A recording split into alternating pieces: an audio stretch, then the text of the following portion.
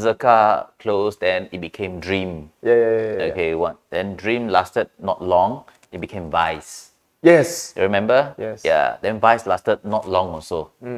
So when Vice ended, I think Life Brands was like out of business lah. So called. Yeah. So then I was jobless again. Yeah, I was jobless again. Okay. So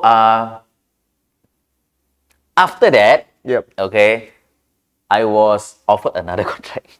After that, it was what, like 1 month later? Oh, I think a couple of weeks later. Dude, I think jobless is like, it means nothing to you, man. Okay, welcome to another episode of Revelry Podcast. Today we have a special guest, GEMSTARR. In my opinion, right, this is the most ideal position as a DJ, the most successful example of being a DJ. This is what it looks like. Okay, you will slowly find out more what I mean. Okay, so let us begin from how you first started lah. So I think you had your journey started off like the 00 days, right? Or is it even more before that? Okay, it's actually during the 00 days. In case you guys don't know what 00 is, right? Okay, it was the top 5 clubs in Singapore in the early to late 2000s, if I'm not wrong. You remember, right? Were you at 00? Actually, 00 was like literally one gen earlier than when I first started. Yeah, I first started, it was like DXO. DXO. Yeah, I was at DXO as well. Ah. I was a resident DJ at DXO for quite some time. Yeah. So, okay, my journey started back in 2000. Wow. 23 years ago. 23 years DJing. Yeah, 23 years ago. So, I used to frequent this bar called Oba. Okay, Oba was located at Muhammad Sultan Road, Robertson Quay. And it was the sister outlet of 00, which is a huge dance club located at level 2. And Oba was another dance club located at level 1. Yeah. So Oba concentrated more on the hip-hop, pop sort of music, while 00 was more of the progressive house. At that point of time, it was called progressive house. No big room, no hard style, those sort of thing, you know. So it was called progressive house. So that was when I would say the OG of club music. You know, it was progressive house the whole night. Probably I give you a good few examples like Show Me Love, Push the Feeling. The origin, the OG lah, like Yeah. the Freddie Legrand kind of time. Yes, Played Alive by Safri Duo, those sort of sounds. So in those days they had these theme nights. So you have progressive house night, means it's progressive house. You play nothing else. Okay, so that was how clubbing was back then lah. Okay, so I started there. I was a regular customer. Okay, I was a regular customer at Oba.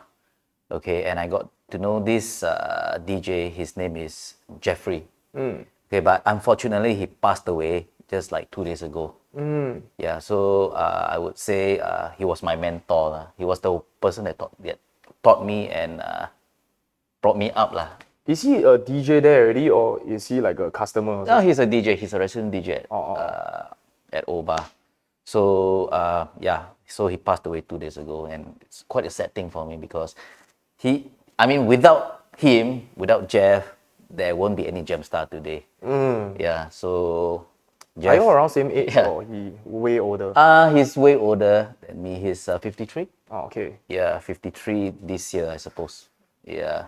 So anyway, without Jeff, there won't be any GEMSTARR. Jeff, if you're up there listening, you know, I miss you and I love you, bro.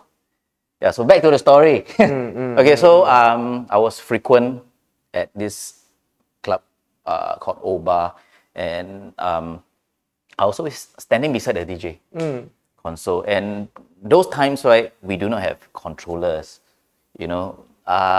They were either using vinyls or this remote. They call it remote. It's something like a controller With small jog wheels. Yes. So it's just like something like a this. strip. Yeah, it's called the Denon DN 4500. So it's just like a small strip you got the cue, play, pitch, and all that. And the CD player is at the side. So like insert one, yeah. So you, eject, then the CD tray will come out. CD tray. CD tray will come out, and you put the CD in, and that's how you get through the whole night. Yeah. So I was always standing beside the DJ. Okay. I was trying to understand why the music doesn't stop. Okay. So I got curious, and I did my own research lah. Okay. Those days they do not have YouTube, Facebook, and all that. So I went to, that time was Yahoo. Yeah, oh my god. Yeah. So, Netscape. yeah, those days, yeah, correct. Yeah. So I was trying to find out why does the DJ doesn't stop the music. Okay. Okay. So of course I went to ask around and all that, and the same answer I get is they do beat matching. Okay. Okay, so I got to know what beat matching is. So basically, beat matching is putting two songs at the same speed, at the same beat. Yes. Okay, so that's what beat matching was all about.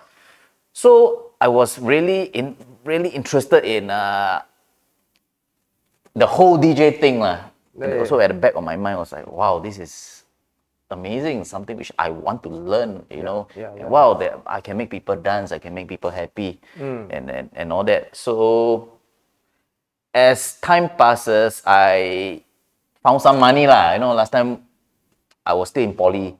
Alright. See, so I did not have much money, so I was working part-time here, there. So I had some money, I bought turntables. Yeah. So I bought 2 turntables and a mixer. Okay, turntables was Technics 1200 Mark II. Okay, and the mixer was old school mixer, Vestax. It was a better mixer. Vestax PC06, I think, if I'm not wrong. So at home, right, I was playing vinyls. Yeah. I was just practicing. I only had 2 pieces Right. of vinyl, so I kept practicing the beat matching here and there. And so as time passes, right, I got to do gigs lah, like D&D, weddings. So I had to bring my turntables everywhere I go. But at that point of time, Serato already existed. Okay. Okay, so you know, I might as well go digital. What? So you do not need to bring your CD back, your vinyls. You know, it's pretty heavy. So I was just playing with 2 turntables and a mixer, and of course the Serato interface. Yeah, so I started doing this sort of gigs, and one day, okay, I got an offer. I think it was, when did DXO existed? 2008 to 2010, maybe? Yeah, so okay, so probably around there. So between 2000, 2007, 2000, I was still like freelancing, you know, like going around. I played at One Night Stand. There was this comedy club called One Night Stand in Clarke Quay. I was playing there, and I was covering DJs at Oba. You know, when DJs go for break, then I'll go there. I'll just take over the decks for like probably 50 minutes, half an hour. Yeah, those sort of thing I was doing then. So I got an offer by DXO. Okay, so I got an offer for full time. So of course, without any hesitation, I just said, okay lah, why not? Let's. Is DJing more lucrative back then compared to now? I would say yes, but it all depends on how far are you willing to go. How far? How hard are you willing to work? Because back then we had no social media, and DJ was a skilled job that not many people can do and deliver. But right now, at this era, we have technology. You know, the DJ technology has improved so much that it's easy to learn. You know, I'm not saying that once you know how to operate the equipment, you can DJ. No, I'm not saying that. But it helps a lot lah. Yeah, it really helps a lot. You see, so I still believe that it's still how hard are you willing to work? Because right now you're at the age of social media, Instagram, your TikTok, your Facebook, whatever. You need to be up to date.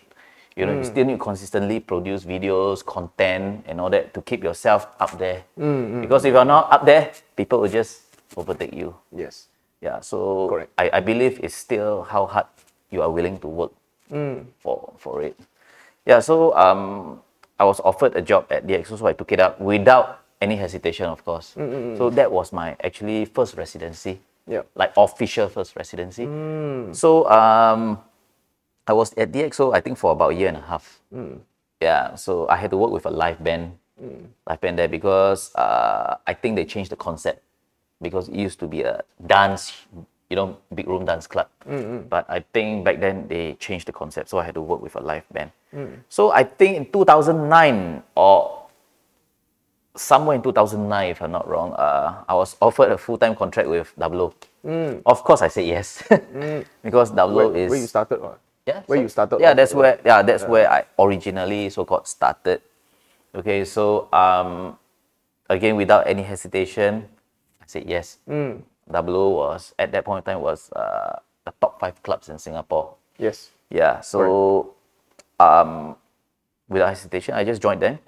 And I was with Double O for a couple of years until 2011, 2012. Yep. So what happened was, I think in 2011 or 2010, I forgot the year, Double O moved from Muhammad Sultan Road to Queen Street.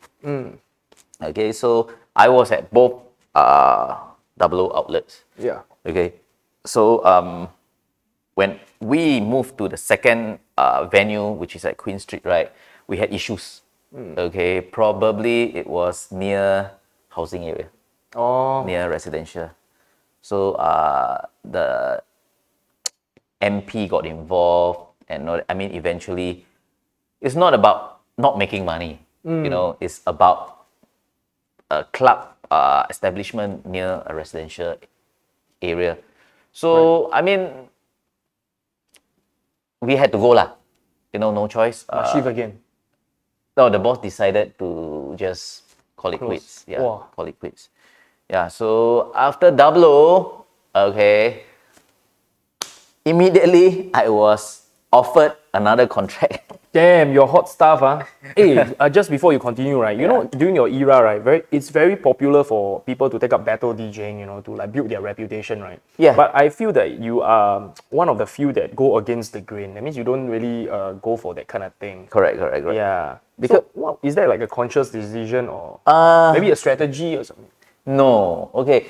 The reason why I did not go to that so-called that route, right? Battle DJing path. Yeah. It's simply because I'm more of a house DJ lah. Oh, you started off as a house DJ. Yeah, more of a house DJ sort of thing, Yeah, so I did not go that direction. Okay. Yeah. Understand. Yeah, because now you are so famously known as an open format DJ. Yeah, correct. Yeah, so to to think that you had like a completely different path, like I think most people wouldn't have expected it lah. Yeah, correct.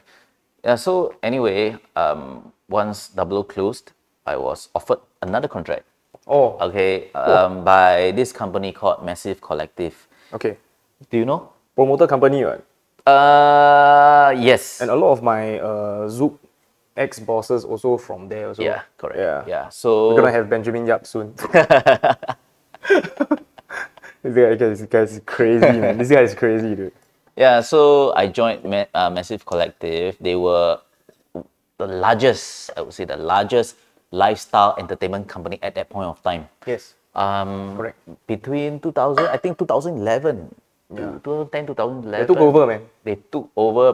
Practically, they were monopolizing everything in the nightlife scene. Yes. They were running Filter, then Mink, which is the old venue of Bang Bang. Then they Phoenix Room, Playhouse. At one time, Rebel. Dream, Zerka, Rebel. Yeah. Basically, they took over live brands lah. Yeah. So they were running many outlets. So I was their so-called resident DJ. So I got the chance, right, to play at all their outlets lah. Yes. So I had there I built more repertoire. Okay. So good things can't last long lah. Okay. So probably I had a good run of 2-3 years. Oh, I thought it was longer. It felt a lot. It felt very 2 to long. 3 years 2 to 3 years. with Massive and Clucky live brands. Okay, so when that ended, okay, I was That out was of job. 2012, 2013. Around no. Zerka closed in 2013, I think. If I'm not wrong, Zerka. You still remember Zerka, right? Yeah, of course. You I'm remember there like Zerka? every week. Gen Z. No lah. Gen Z. One before Gen Z, one after Gen Z. Yeah, so Zerka closed, then it became Dream. Yeah. Okay, then Dream lasted not long. It became Vice. Yes. You remember? Yes. Yeah, then Vice lasted not long also. So when Vice ended, I think Life Brands was like out of business lah. So called. Yeah. So then I was jobless again. Yeah, I was jobless again. Okay. So after that, Yep. okay, I was offered another contract. After that, it was what, like 1 month later? Oh, I think a couple of weeks later. Dude, I think jobless is like, it means nothing to you, man. So I was hired by Fanguru. Very familiar. Fanguru is Bosco. Oh. Yeah. Okay. So I was helping him with a couple of outlets he was running as well. Yeah. So it was Bang Bang, Empire. I think Bosco did some big projects, right? Like even like Ultra Singapore or something. The first few, like Road to Ultra or something like that. I think the earlier days lah.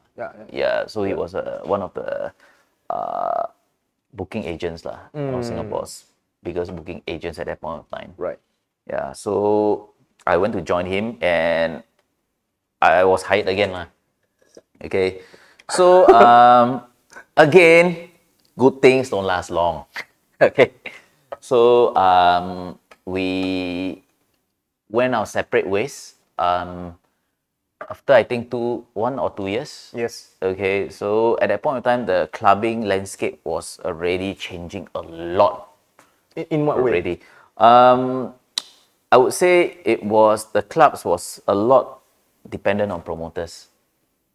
Last time, Last time, no. they come for the DJ. Okay, last time you see, there's a huge difference here. People go to club to listen to new music. Because last time, they had no YouTube, they had no Spotify. Right. They the discovery at the clubs. Yeah, they do not have such apps or whatever to listen to new music, new releases and all that. Yes. So, but at this point of time, new music is so accessible. Yeah. Anywhere. Correct. Anywhere. Okay, so And then the earpiece all getting better and better. yeah, correct. Yeah. Better listening experience and all that. Yeah. So the clubs was more promoter driven. And more social already, become a social setting. Yes, promoter driven. And clubs tend to depend a lot on promoters to bring in a crowd. But I don't want to sound too old, but back in those days, okay, there wasn't a need for promoters. There was just a natural crowd. People would just queue, people would just pay cover charge to go in. People are willing to pay more to skip the queue. To go in. Pay more to skip the Yes. queue? They had this thing called express queue. Airport. Yeah, something like that. So for example, the cover charge is like $25. So if you want to go to express queue, you probably need to pay $5 or $10 more. Okay. To go in. Yes. Yeah. So clubs then between 2014 to probably 2018, 17, it was more promoter driven. Okay, so clubs were actually very dependent on promoters. Would you say, is it the same now? Now also quite. Now, yes and no. Maybe social media driven? Both, I would say. Okay. Then, promoters were kings. Yes. Okay, they could bring people in, they could sign drinks, they could get a table, they could bring crowd, they Their could, commission is also quite high. yes, they could bring in spenders Yeah, and yeah, all yeah. that. So in that way, if you're talking about from a business context point of view, okay, you do your P&L, I think, although your club looks crowded, but you are not making money. Oh, that's why they just good things don't last. Yes, correct. So you see, the thing is, promoter have guest lists. You bring 10 people in, they do not pay cover charge. You get them a table. Yes. Okay.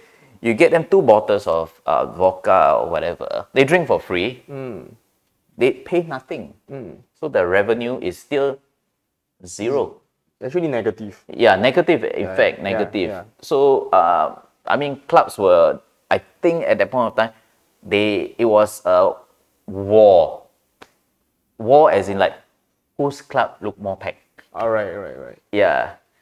So everybody fighting losses, basically. That's another way to Yeah, put it. yeah. See who lose more money. Then talking about now, okay, the clubs are still using promoters, but they are more sales driven. Okay, a bit different strategy lah. Yes. Yeah. So in this way, the club will still make money, man. Yeah, correct. Yeah, correct, so correct, you correct. bring in like 4 tables. There's a minimum expenditure of 2,000 per table, and each table you have like maybe 12 to 15 guest lists. Yes. You still make the money, and you still get the crowd. Yeah. So right now it's still like this, but I think club owners have tweaked it already lah. Yes. To make sure that they need to make money at the same time. Yeah. Yeah. Like since we are on this topic, right? Like because a lot of clubs, the trend is like open, close. Correct. They close very quickly, right? So what did clubs like maybe Zouk or Marquee or those that stayed alive for very long, right? What did they do right that allow them to stay for so long? Is it simply just because they got so much funding that they are impossible to close down? Or maybe there's more than meets the eye, Okay, from what I see, right, I think they can self-sustain because they are huge companies. Yes. Franchise. Yep. That they can sustain even through the entire pandemic. Right. So as you can see, once the pandemic ended, they bring all the top tier DJs in. But I mean, they had to start at one point a small company before they level up to become a big company, right? Yeah, correct. So how did they survive the death, like where it killed so many clubs? Do you have any like insights? Well, I mean, I do not know the actual story, but I think they just have deep pockets. Okay, so maybe like 100 things done well, a lot of things done well. A lot of things were done proper and and stuff like that. So like for example, like Marquee, they can't operate, they still give the staff jobs at MBS, that sort of thing. So alternative jobs. So probably that helped them to sustain as well, because I mean, if such a big club, they do not have enough manpower or staff, right? It's impossible to operate as well. Yes. Yeah. So if the loyalty is there, I think if the company still gives you a job during the pandemic, even and if you still are loyal to the company, I think you stick to them until they open. Yeah, but that's not. I mean, that might not be the case for some. You see. Yeah. So I think that's how they survive, lah. Yeah, just basically, I think they got things run well and they have strong reserves. Correct. And then continuing from 2013, where Yeah. you don't have a job, and then you found Bosco, and then you did like a few gigs at his venues, right? Yeah. Yeah. So after that, we parted ways. Okay. But I was on my own. Okay. Then I already started Ministry of DJs. Okay. Ministry of DJs 10 years already. Yeah. For your information, Ministry of DJs is 10 this year. Yeah. In July. Yeah, and I think this is why I said in the beginning of the podcast, right? I feel that this is the most success. This is the definition of what it looks like to be successful and very prudent throughout your whole entire DJ career, lah. And now we are going to get into it, you know. So enter the chapter of Ministry of DJs. I suspect you are like the highest paid DJ in Singapore. No lah, no. I don't know, man. I suspect. But I suspect, dude. You know, some things can't be said on camera. Sekali somebody go and calculate. Wah, jialat. Okay, But, so anyway, okay, let's talk about after I parted with Bosco. Yes. Okay, but not forgetting the fact that I started Ministry of DJs in 2013. Okay? So 2013 and beyond, right? After we parted our ways, I was on my own. Yes. I was running my own DJ agency and DJ company. DJ Collective? Yeah, the DJ Collective. Yes. Yeah, I was running my own stuff. So I was doing like ad hoc parties lah. Like for example, wedding, they need speakers, they need DJ. So we'll rent them the speakers, we'll rent them the controller, and then I'll supply a DJ for X amount of money. So that's what I was doing at that point in time. And I was the resident DJ of Bang Bang. Yeah, correct. After I parted with Fanguru. Yep. Yeah, so I was during my run at Bang Bang. I think I'm the longest serving resident DJ at Bang Bang. 4 years. Yeah. So Bang Bang was a very successful club. Yes. Okay, until revenue driven. Yeah, it was very revenue driven, VIP, everything spot on. Even cover charge entry you also got like certain criteria and everything. Yeah, they look at your dress code. The ratio of your party. Yes, something like that. You know, at that point in time, they could choose people. Yeah. They could can choose reject people. entry, everything. They could reject entry because the club is packed inside out. Yeah. Friday, Saturday until 6 a.m. And there's no like fake crowd, you know, you don't need a planned crowd. It's just a lot. Yeah, it was amazing. I had an amazing run there. Yeah. My bosses were good, you know, and you know, again, good things don't last long. Don't last long. It has come to an end. Then that's where we enter the pandemic phase. Yes. Okay, so pandemic phase basically no clubs, nothing, no entertainment. Okay. And during the pandemic phase, how I survived is because of Ministry of DJs. Okay, what we did was okay, we're talking database of students. I think it's too much for me to keep track. A lot already lah. That is like 5 years in already. Right?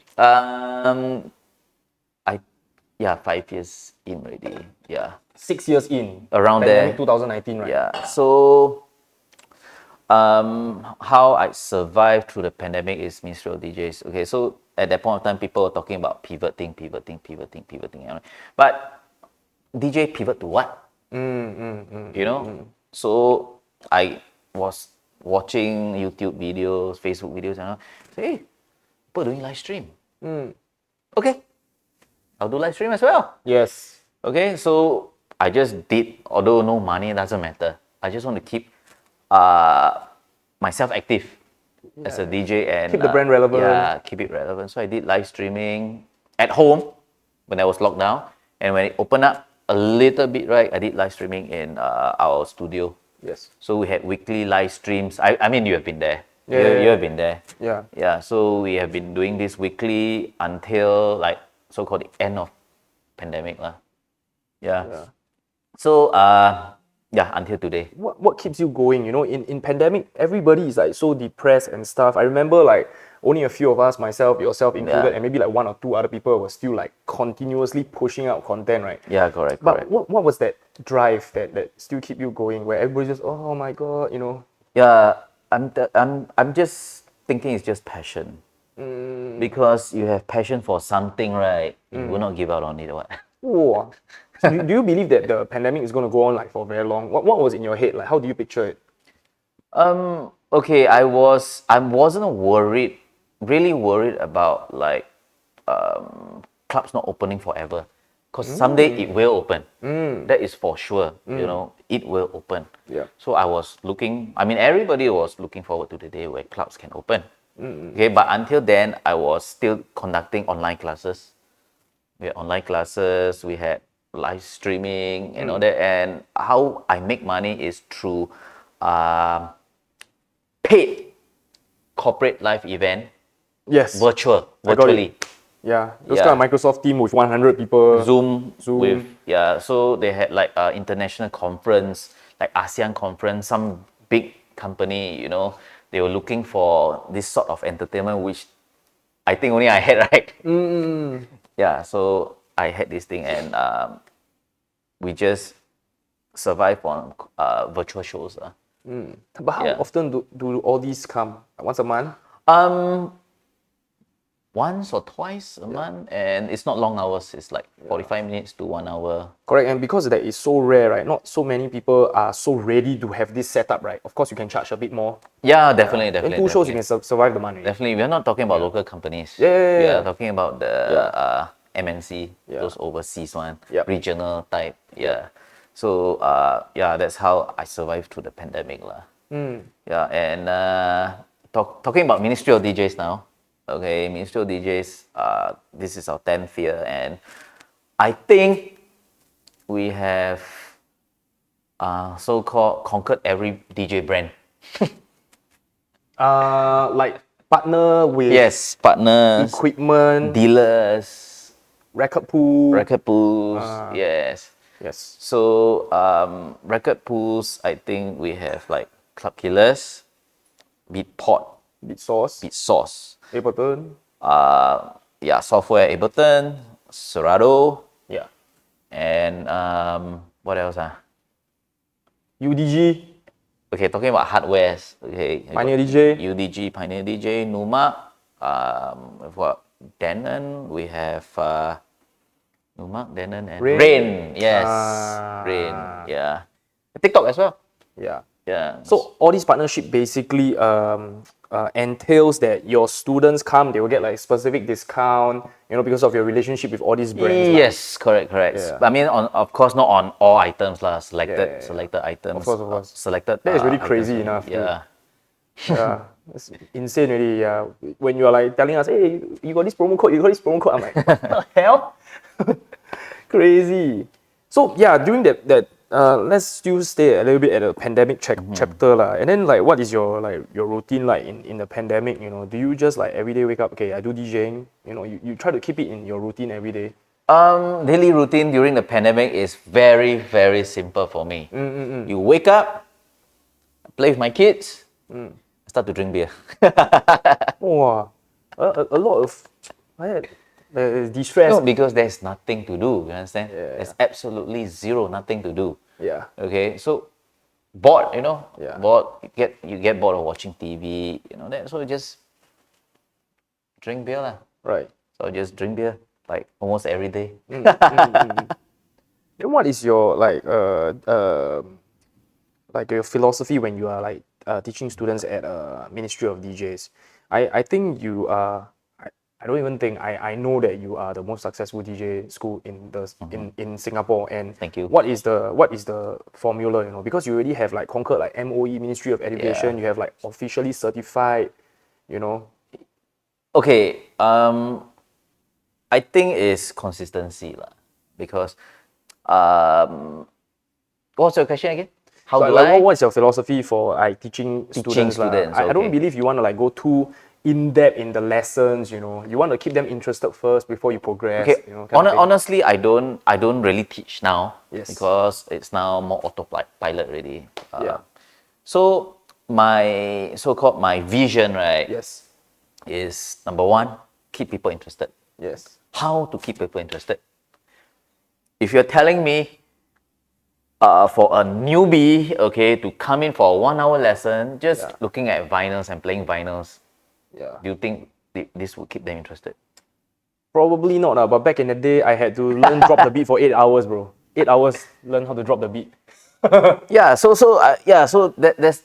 the point I'm talking about. Yes. As time passes, we need to be innovative. Yes. We need to look forward into the future. Future-proof your lessons, future-proof your equipment. Yes. Okay. For example, okay, if you are not going to be interested in lesson 2 after playing your vinyls for 1 hour straight and you still can't get it, yes, okay, something is wrong. Yes. Okay, I mean, me running a business, okay, I'm talking from a business context first. Yeah, yeah. I need to keep customers coming back. Correct. Okay? But there are DJs that say, no, this is not the correct way. You must start from vinyls. Yeah, lah. It's the, I mean, it's like the sushi master kind of way, lah. You know, you Yeah, must wash yeah. rice for 3 years first before you can do something. Yeah, you know? something like that. But that's not the case That's back in now. the day, lah. That's back in the days. Yeah, that's not the case now because we have technology that is so advanced. You know, you don't tell me you want to drive a manual car when auto car is so readily available. Yeah. You get what I mean? Yes. Yeah, so it's the same concept. So once we show them our studio, okay, like for example, right now my studio has more stuff. Yes. You know, we got the latest DJM A9 mixer. Yes. We've got the CJ3000s. We've got the Denon SC6000. You got a projector that can project the crowd in front of you. No, now no more. No Now no more already, yeah. Now no more. Already. Back then it was crazy. Now it's backdrop. At the back, yeah. Green Now it's screen. backdrop lah. Like it's just like okay, our main room is just like a club DJ console. Yes. You got your visuals and you know it looks like a club console. Yep. Our living room we have a full array of equipments. Yes. Okay, so we have the RX3, Yes. like the Denon I was saying, the SC6000. We've got the Denon SC Live 4 latest controller. Yes. We've got the Numark Mix Trap Platinum FX. We've got the Rain 1. I don't even know some of them, man. Excuse me if you guys don't know what I'm talking about, but all these are the so-called the latest DJ controller. Yeah. I know that you are very famous on Insta story, right? To broadcast like, okay, I just secured this. Like you are like constantly buying the latest, right? So as also a good advertisement to all the students, you know, make sure that your DJ school has the latest. Yeah. So and also of course I want to make their money Worth lah. Yeah. So you can try everything. Because you pay me the basic course fee. Look at what we have. We've got the latest, even some unreleased products. And then they can compare with other DJ schools also, you know, Yeah. at the back of their head, you know, all the consumer. So this is my concept. If you want to do something, do your best. Yes. If you don't do your best, forget it. Yes. You know, and if you know what you want, you must be consistent about it, and your passion, your fire must not die. If your passion just die like that, everything will just collapse. Yes. Because once you have no passion, you start posting your social media content. You stop going to your office every day. You stop, you know, staying updated with the latest DJ product. You know, but that is not the case. You see, you can't do that. If you want to be successful in your area, regardless in F&B or hospitality or entertainment, I think the most important thing is to focus, be consistent about everything you do. Be sure and 100% of what you're going to do, and you need to be very confident that you can deliver.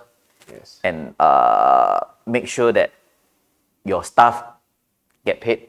Yeah. You get your money, Yes. and everybody's happy.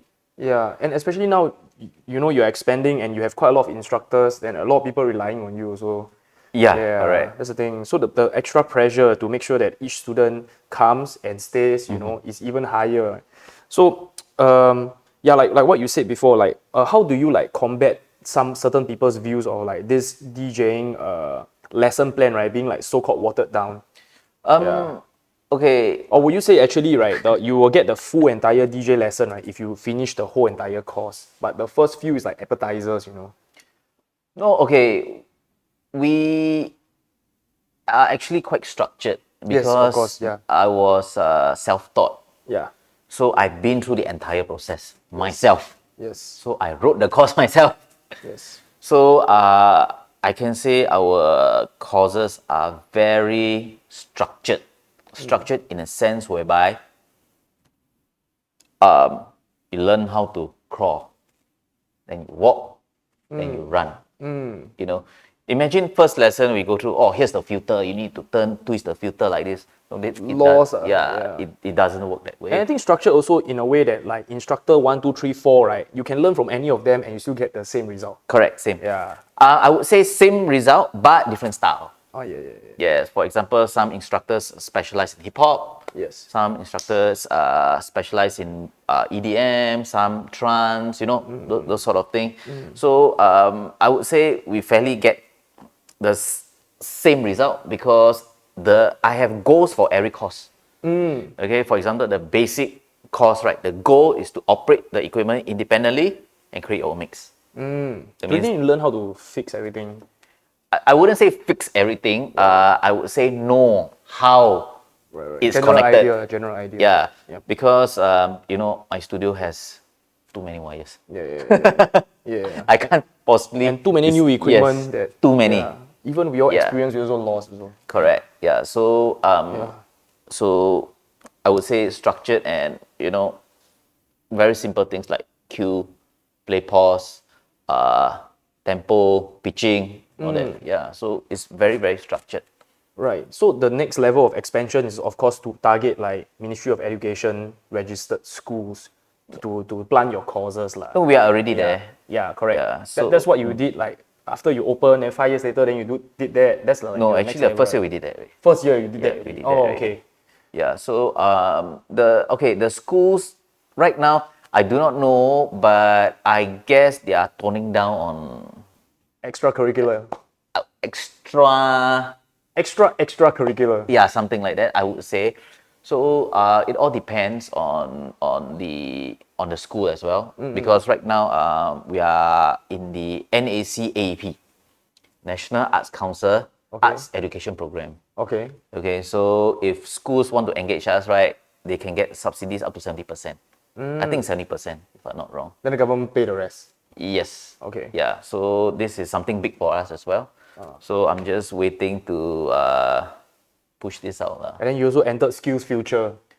Skills Future, we had it on and off because you need to renew. Yeah. So right now we are in the midst of renewing also. Yeah. So with all this on your plate already, of course you cannot be teaching the day-to-day lessons. No lah, Yes, yeah. I don't really teach anymore. Yeah lah, that's why it's impossible already. Right? You're Yeah. doing so much of the business aspect already. Yeah, because I think it's time to like look at a bigger picture. Yes. Like how do we make this bigger or make this better? Yes. You can only get better. Yeah. You cannot fall back. You can only get better. Okay, so I give you a very good example. If you wake up every day, okay, turning on your computer, thinking about, okay, what am I going to post today about Ministry of DJs? You do that every day. Okay, you do that every day, and every day you get a post out. Okay. In 2 years' time, if your competitor don't do the same thing as what you do, Oh, so much ahead. you'll be way ahead. Yes. Correct. Which is true. It's the same thing for DJing. Every day you wake up, you on your computer, you go to your record pools, you go to your SoundCloud, you start listening to new music and program your set every day. If you do that every day, same thing. You'll be, far ahead from whoever that started at the same time as you. Yes, correct. That is Yeah. So I think it's all about consistency. Again, consistency is very important. I think it's like in every craft, like even like Kobe Bryant, people like train every day. He train 3 times a day. Yeah, that kind of correct, thing. correct, Yeah, correct. I just getting more reps compared to you, that kind of thing. Yeah. Yeah. Yeah. So Ministry of DJ, of course, is the biggest in Singapore. I'm just gonna like put it out there. But then, what's next? Are you gonna like expand it to other countries, or maybe go virtual? Okay, probably. Okay, just got a inquiry a couple of weeks back for franchise. Huh? Franchise. Oh, franchise. Yeah. Oh. Okay, in a certain region of Asia. Okay. Yeah. So that one not much details yet, Yeah. but by October or November, we should be able to confirm it. Whoa. Yeah, so that is another, if you're talking about the business perspective, yes, that's another step ahead for us. Because in our line, if you are a DJ and you're an artist, yes, you can earn big bucks. But if you are not like a really artist, you can become a businessman like me. Yeah. Multiple ways of being successful. Yeah. So, that's what I'm working towards. Yes. Yeah. Okay. And then now we can talk a little bit about Fukai, your current place of residence, right?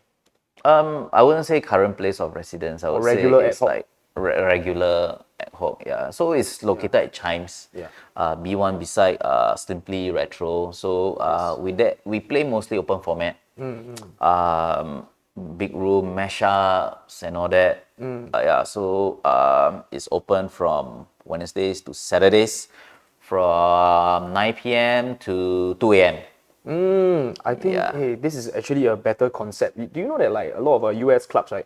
They actually open at 8 and then they close at 1:30 or 2 at that. So the queue starts very early. Yeah, correct, And then correct. next day you can still go back to work. Yeah, correct, correct. That's a good concept. Like, remember during COVID, Yeah. all the pubs need to close at 10:30. 10:30. I mean, for some reason, I do not know why, but 10:30 was like the 6 a.m. People were getting drunk outside the pubs and all that. So Yeah. imagine they will be starting like maybe 6 p.m. Yeah.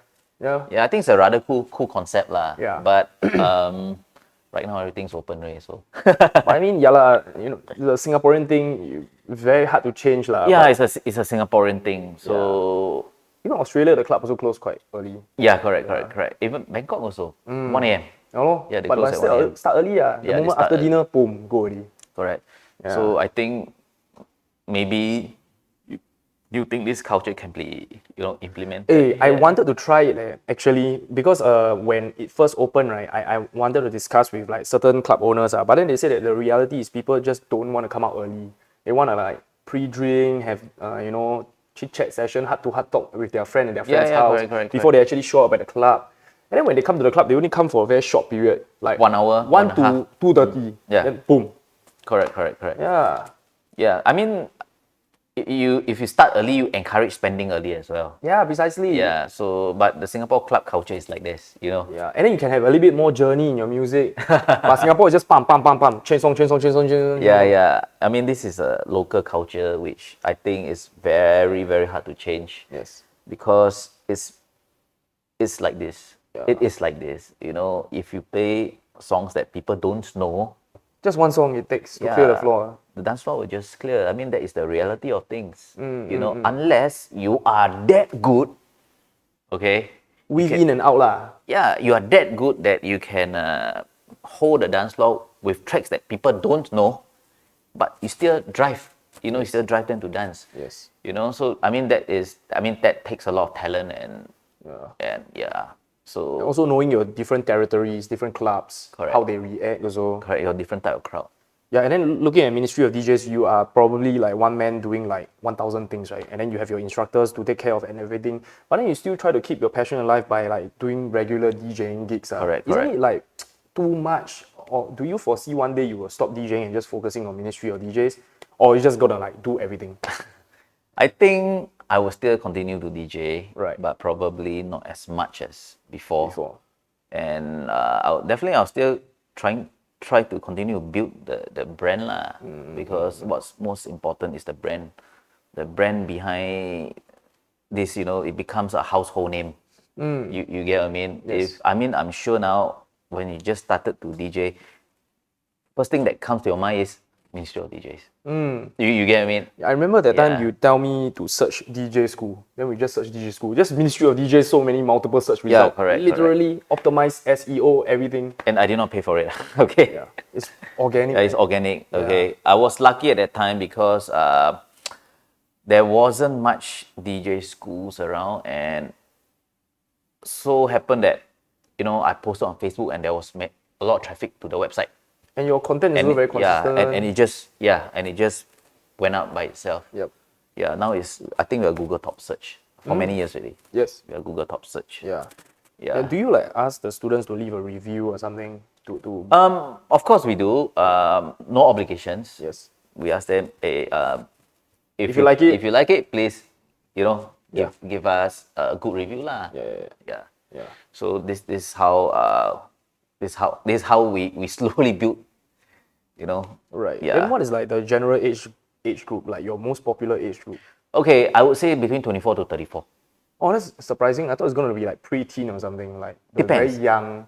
No, we have that Actually, as well. adults also. We have that as well. But I would say through my research, okay, through the ads results, through multiple platforms, right? The traffic on Google and all that, the data compiled is 24 to 34. So that is my main so-called customer clientele. clientele lah. Yeah. I mean, there are people over 40s as well. So so I think it's a very diverse age group lah. I got students at 5 years old. Yeah, 5 years old as well. Wow, then like the added difficulty in trying to maintain their focus. Very young, right? Yeah, I mean, it doesn't matter. But these young people, they learn fast. Oh, yeah lah. True. Because they have a fresh mind. They pick it up very, very fast. Okay. Yeah. And then from there, we can go to a little bit about like the local DJ scene. So, okay, generally, right, Singaporeans are kind of stuck in the past compared to the rest of the world. Yes. Where they are like very accepting of new music and stuff. And then even with the introduction of Spotify, YouTube, TikTok, and everything, the music taste of Singaporeans are still like kind of lacking behind. So do you try to like combat this, or you just go with the flow? Both ways. Both ways. Okay, I will go with the flow, but I would actually drop like some new tracks lah. Like, okay, I give you a very, very clear example. Okay, Titanium. Yes. Okay, before it became huge, that huge, I played it. Yes. And people are like, what's this? Yes. What song is this? They have that reaction. Huh? Now? I mean, usually all these big tracks, we DJs can spot first. Yes. Okay, although it's released, but it's not huge yet. Yeah. Okay, and you have that feeling that this track is going to turn out huge in the next 6 months. There you go. I mean, like Despacito is a very good example. Right? It was released and then it only became popular after 1 year, 2 months or something when Justin Bieber got the collab in. Yes. And then it just become like a worldwide phenomenon. But then when you play it, and then people just like no reaction. And then 1 year later you are sick of it, you stop playing it, but suddenly people like it. Correct. So do you stop playing or do you like still play? Okay, it really, really, really all depends. Yeah. Like, if you have a room of younger crowd, of course you tend to play it lah. But of course, if you get maybe slightly older people, they might not know what is it. You get what I mean? Yeah. So it all really depends. That's why most people are playing open format. Yes. In Singapore lah. Yeah, open format, so-called open format lah. You see, so we got the K-pop, we got the pop, mashups, everything. Because right now we don't have like specific night, like Theme. don't have that specific theme. Hip hop means hip hop. But even hip hop, you also don't play just hip hop. You have like Yes, correct. Yeah, you have a good blend, of maybe a little bit hip hop or trap. That sort of thing. Yeah, so I guess this is I wouldn't say a local entertainment culture problem, but I would say it's just Preference. preference. Local preference. Yeah, because I mean, come on, if you don't play what the crowd wants, then And clears. you look very stupid on stage, because the reason why some DJs just are afraid to play the new stuff is because they're scared of clearing the dance floor. Unless you are very, very confident, say, come, let's do it. We do it. Which is why like people do mashups and stuff, right? Mix a little bit of old elements. Correct. You got the old song vocal over the new beats. Those sort of thing. Yeah. So I think it's a local thing lah. It's just how people will adapt, accept. You get what I mean? Like, for example, now if you play RVC levels, it's still huge. But now there are a lot of mashups, with that melody. Yeah, similar to the resurgence of new genres like future rave, big room techno, right? Yes. Essentially, it's just like new instrumental, but then they just do it on old tracks. Yes, correct. Afrojack does it on his turn out the speakers, and then he do like big room techno remix with Hardwell. Yeah. David Guetta does it with Titanium. Titanium is like resurrected yet again. Yeah, exactly. Yeah. So I think this is in a person lah. I mean, if you are like a purist music fan, like if you if you are a trance music type of person, you definitely go to trance DJ gigs, right? Yeah. Correct. You go to Paul Van Dyke. Yeah. You go to Paul Oakenfold and all that, right? Yeah. Yeah, but if you are just like a person who listens to radio all the time, when you walk into a club, you want to hear what you know. Correct? I guess for the crowd Yeah, perspective, correct, like, correct, yeah, like they yes. hear "Don't You Worry, Child" 200 times, but they come to the club, they still want to hear "Don't You Worry, Child." Correct. And this gives rise to another problem where you have like big DJs like Vintage Culture, or those people that are really focused on one genre, right? They are getting paid like 80 to 100,000 Yeah. per show at like Brazil. But then when they come to like, let's just say Singapore, they don't have that similar pool, and then they are being offered like 20K. So that it makes sense in the whole entire P&L ROI perspective. But then they just don't want to come, because there's no Yeah, because demand in Singapore. because if you play to a room of people who don't know your music, then there's no point. You know, there's really no point, and people will be like waiting for the resident DJ to take over. Right. You get what I mean? So, like for example, Vintage Culture kind of have that problem, and then of course local DJ producers also have that problem. So, do you see a way that we can like merge both worlds, where we can like, let's just say I'm a Singaporean producer, but I want to reach more Europeans. Do I like produce a little bit more housey stuff just to adapt, or do I just keep producing my hard dance music? Okay, it all really depends, because your sound is your unique sound. You are known as this sort of artist. Yeah. You know, you definitely want to play your own sound. Yeah. So I think it depends. It depends also. If huge club, yes, because people treat it as like a festival. Yeah. They are there to party. Whatever They're more forgiving, Yeah, whatever beat drop, they'll just dance. Yeah. You get what I mean? But if you play in a small club or mid-sized club, you might face a problem. You understand what I'm talking about? Yeah. But I think now it's like a bit, the reverse is a little bit happening. Right now, you look at big clubs, right? They are starting to charge like $100 cover charge. Yeah. And then the smaller clubs are actually having more spotlight also. More people are coming, especially lah. So I don't know, do you feel that now team nights are kind of a thing, Okay, team nights, I believe, right? They should have their own following.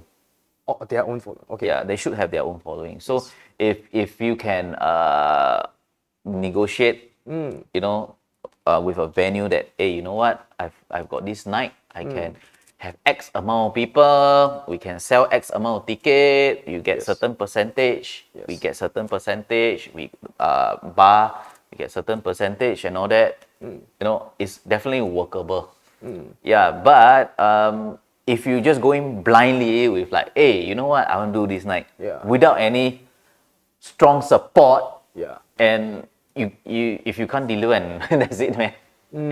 Yeah, because we are talking about business again. It's again business. Yeah. Okay. And especially now is the age where it's sales driven also. Yes, it's definitely sales driven. I mean, nobody would want to do a business that loses money. That's the reality. Correct. Yeah. So let's just conclude this podcast with like maybe some future plans, like 2024. You're probably gonna have your franchise, and then do you like see one day you're gonna start producing yourself, or you're just gonna stick to business? Okay. If there's one thing I really regret, right, it's not learning how to produce. Okay. I mean, I've got little bit of knowledge. Yeah. Okay. I've got the full version of Ableton. You got a lobang lah, basically. I've got the plugins and all that, but the time. I would say, okay, time. I wouldn't say time is an excuse for me. It's just whether you want to do it or not. I mean, you got a business, what? Yeah. So Probably you throw your business one side, right? Yeah, correct, true. So probably I mean, I could do simple mashups lah, vocal Start simple overlay, and all that. Yeah, I mean, simple stuff.